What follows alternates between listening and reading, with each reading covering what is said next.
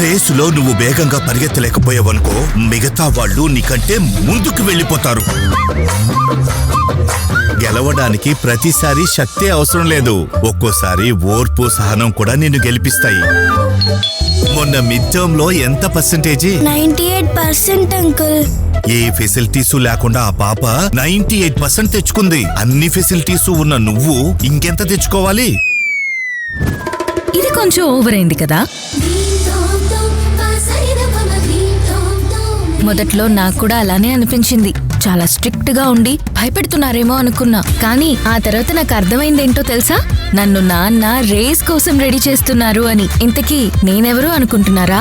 నాన్న పడే కష్టానికి అర్థంగా నిలబడే కూతురు సాధన శ్రీనివాస్. మొదలవుతుంది కొత్త కథ మంచి కుటుంబం మన సంజీవనిలో.